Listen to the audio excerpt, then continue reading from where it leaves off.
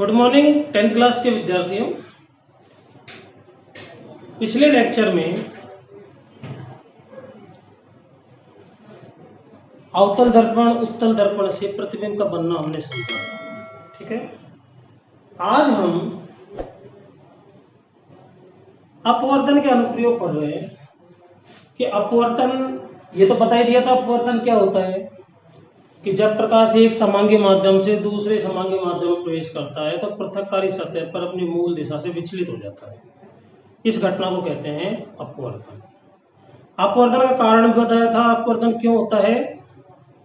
अपवर्तन का कारण है वेग में परिवर्तन, यानी कि वेग में परिवर्तन के कारण अपवर्तन की घटना घटित होती है। ठीक है, अब देखिए आगे।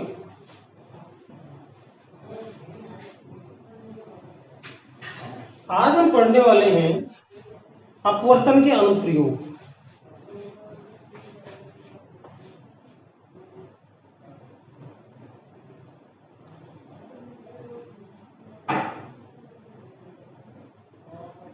अपवर्तन के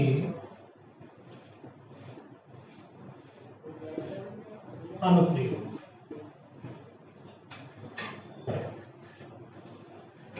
कई बार बच्चों आपने देखा होगा, जैसे किसी कांच के गिलास में या पात्र में जब हम सिक्का डाल देते हैं उसके पेंदे में और साइड में से उसको देखते हैं सिक्के को, तो सिक्का ऊपर उठा हुआ नजर आता है। ऐसा क्यों होता है? क्या सिक्का वाकई ऊपर उठ जाता है? नहीं, सिक्का तो अपने वहीं उसी पोजीशन में पेंदे में जहां पर हमने रखा था वो ऊपर उठा हुआ इसलिए दिखाई देता है, इसलिए प्रतीत होता है क्योंकि उसका प्रतिबिंब ऊपर बन जाता है। किसके कारण? अपवर्तन के कारण। जैसे इसको चित्र के माध्यम से समझे हम, ये एक पात्र है,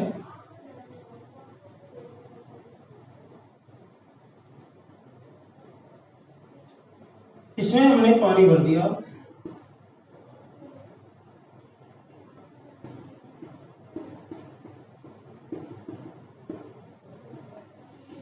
और पात्र में सिक्का रख दिया।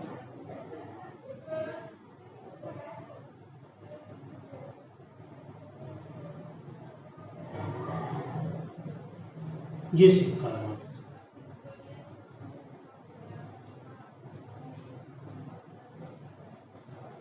अब क्या होगा? इस सिक्के से देखो, यहां पर दो माध्यम है। ये तो क्या है? जल। और यहां पर सतह से ऊपर क्या है? वायु माध्यम।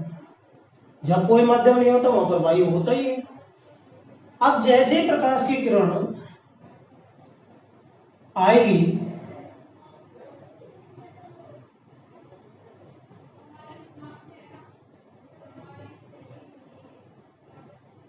ऐसे, यहां तक तो आई सीधी, क्योंकि माध्यम क्या है? जल।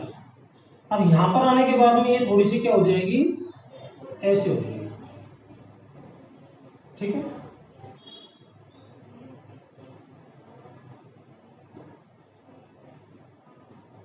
इधर की तरफ ले लेते हैं इसको।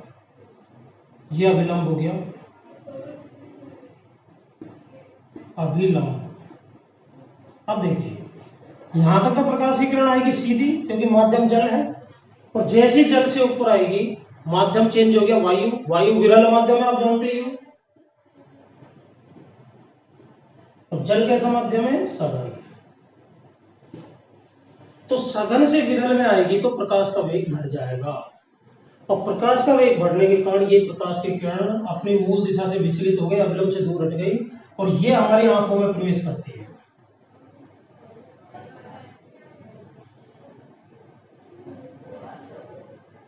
ये मान लीजिए आपका नेत्र है,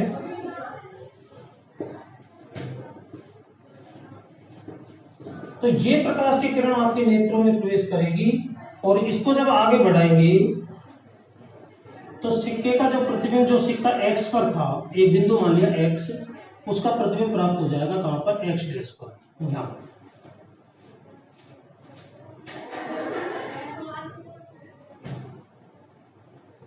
x के स्थान पर कहां प्राप्त हो गया? x dash. तो सिक्का वास्तविक स्थिति तो सिक्के की है x, लेकिन आभासी स्थिति सिक्के की प्राप्त हो जाती है x डैश, अर्थात सिक्का हमें x के स्थान पर x डैश पर दिखाई देता है। इसको ध्यान से आप देखें। तो लिखेंगे क्या, जैसे इसका आंसर लिखना है तो क्या लिखोगे,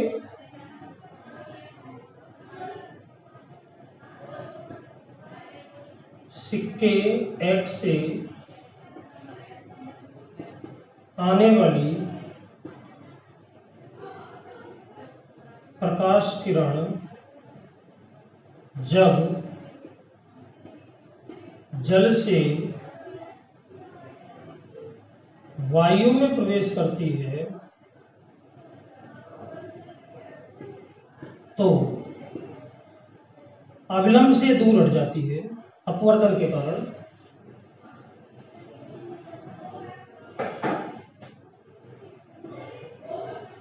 अपवर्तन के कारण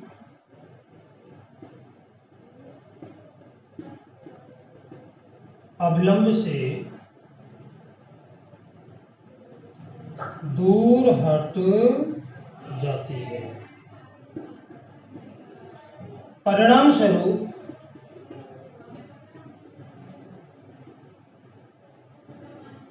प्रकाश किरण एक्स डैश से आती हुई प्रतीत होती है।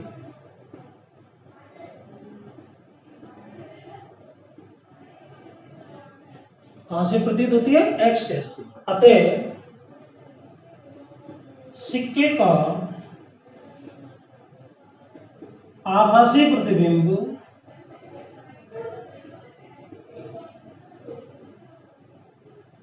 एक्स डैश पर दिखाई देता है, इसीलिए सिक्का ऊपर उठा हुआ दिखाई देता है, प्रतीत होता है। ये चित्र बनाना पड़ेगा, इस तरह से आपको लिखना पड़ेगा, तो बिल्कुल फुल मार्क्स आपको आएंगे। ठीक है, तो ये तो थी एक घटना कि पानी से भरे पात्र में जब सिक्का रखते हैं उसके पैंदे में तो ऊपर उठा हुआ नजर क्यों आता है, रीजन हो गया अपवर्तन। ठीक है, दूसरी घटना है, कई बार आपने देखा होगा जैसे पानी से भरा हुआ कोई पात्र है और उसमें पेंसिल को हम टेढ़ा रख देते हैं ऐसे झुका करके, तो हमें पेंसिल जहां से पानी में डूबी है वहां से मुड़ी हुई नजर आती है। इसका कारण भी क्या है, अपवर्तन। तो देखें इस घटना को समझेंगे।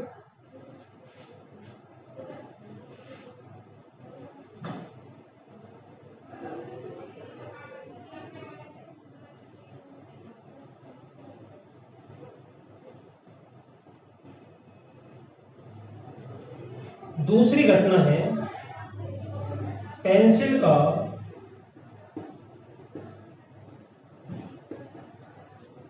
मुड़ा हुआ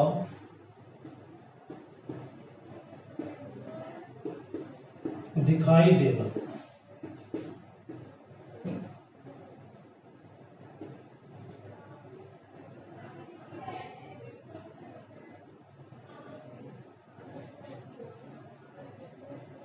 पहले इसको चित्र के द्वारा समझते हैं कि ऐसा क्यों होता है। हमने ये एक पात्र लिया,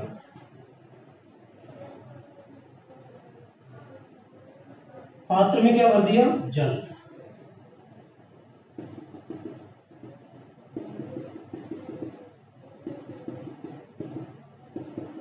इस पात्र में एक पेंसिल रखी, कैसे, टेढ़ी, इस तरह से एक पेंसिल रखी।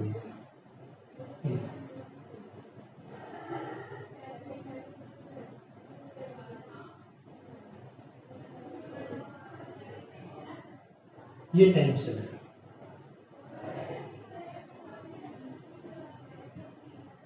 अब इस पेंसिल को रखा तो हमने इस तरह से है, लेकिन ये जहां से पानी में डूबी हुई है वहां से मुड़ी हुई नजर आने लगती है।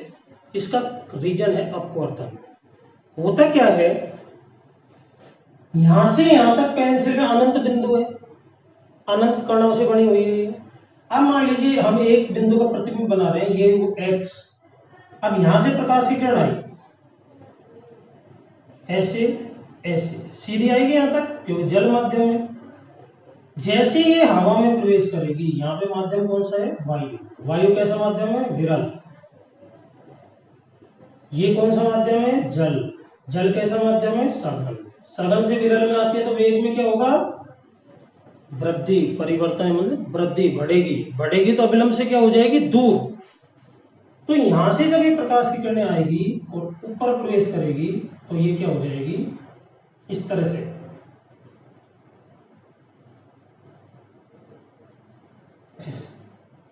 यहां मान लीजिए मानव नेत्र है जिससे हम देख रहे हैं इसको, ये नेत्र है। अब इन प्रकाश की किरणों को यदि हम आगे बढ़ाएं तो ये यहां पर मिल गई ना, तो हर एक बिंदु का प्रतिबिंब यहां पर इस तरह से प्राप्त हो जाएगा, ऐसे।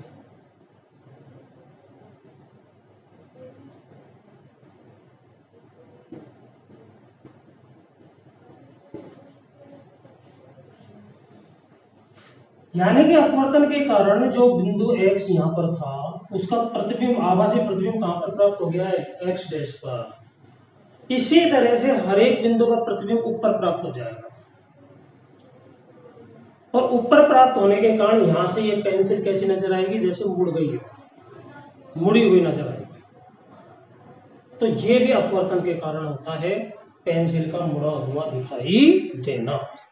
ठीक है, बिल्कुल सेम है सिक्के का और पेंसिल का, इसी तरीके से। तीसरी घटना है सूर्योदय से पूर्व और सूर्योदय के पश्चात हमें 2 मिनट तक सूर्य क्यों दिखाई देता है, उसका रीजन भी अपवर्तन है। तीसरी घटना,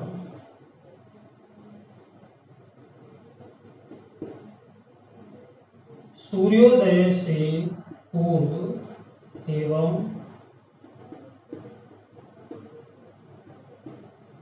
सूर्यास्त के पश्चात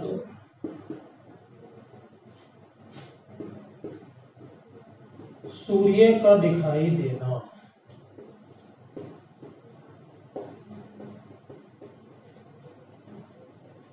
पहले तो आप इसको ये समझना है कि क्या कहना चाह रहा है, टॉपिक क्या कह रहा है हमसे।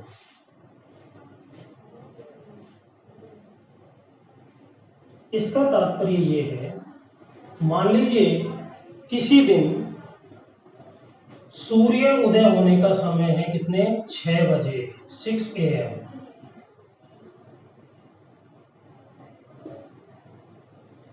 और सूर्यास्त का समय है 6 PM। कल्पना कर रहे हैं समझने के लिए कि टॉपिक का मतलब क्या है।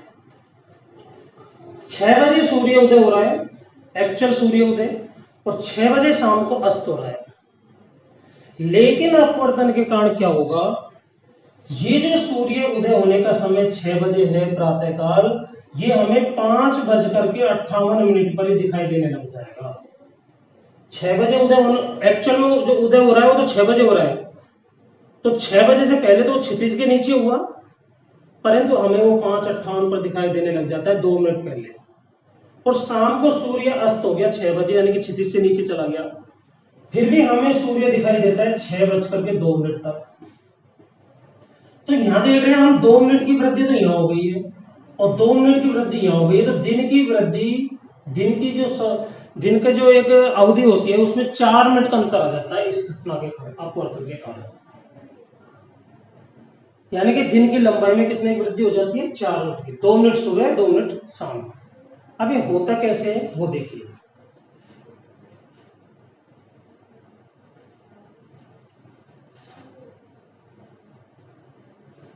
इसका चित्र मैं बना रहा हूं, ध्यान दे सभी। ये पृथ्वी है, पृथ्वी को चारों तरफ किसने घेर रखा है, वायुमंडल है, ये वायुमंडल है। ये क्या है, क्षितिज। क्षितिज क्या होता है, इंग्लिश में इसको ओरिजिन कहते हैं। क्षितिज वो जगह होती है जहां पर धरती और आकाश मिलते हुए से प्रतीत होते हैं। जैसे खुले मैदान में जहाँ काफी दूर तक कोई रुकावट नहीं हो, कोई पहाड़ वगैरह नहीं हो, टीले नहीं हो, जब वहां पर हम खड़े होते हैं और दूर तक देखते हैं तो हमें ऐसा लगता है आसमान धीरे धीरे धीरे जमीन को छूने जा रहा है, तो ऐसे स्थान को क्षितिज कहते हैं। ऐसे जैसे हम सूर्यास्त तब मानते हैं जब वो क्षितिज से नीचे हो जाता है, तो पहाड़ों पर हमें ऐसा लगता है कि जैसे आसमान और पहाड़ पर चढ़कर हम आसमान को छू लेंगे, बिल्कुल पास में नजर आता है। तो ऐसे स्थान को क्षितिज कहते हैं जहाँ धरती और आकाश एक दूसरे से मिलते हुए प्रतीत होते हैं। तो यहाँ पर मान लीजिए क्षितिज से नीचे यहाँ सूर्य चला गया है, यानी कि अस्त हो गया है, ये सूर्य है,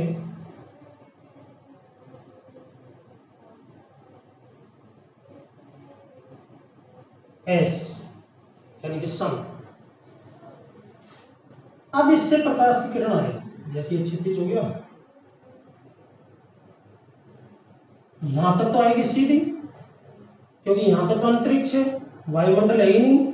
अब जैसे ये वायुमंडल में प्रवेश करेगी, धीरे धीरे धीरे धीरे क्या हो जाएगी, मुड़ जाएगी ऐसे। और जब इसको हम आगे बढ़ाएंगे तो सूर्य जो है उसका प्रतिबिंब यहां पर बन जाएगा आभास।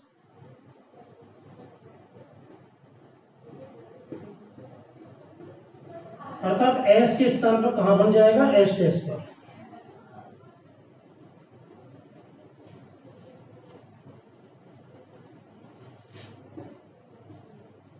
पृथ्वी,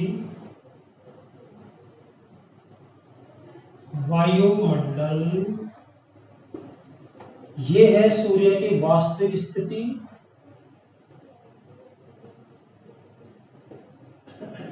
और ये है सूर्य की आभासी स्थिति, जो हमें आभास होता है।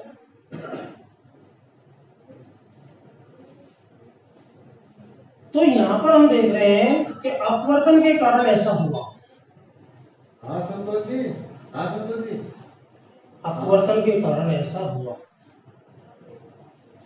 लगभग सभी हो गए, बच्चा है अभी भेजो। ठीक है, हाँ।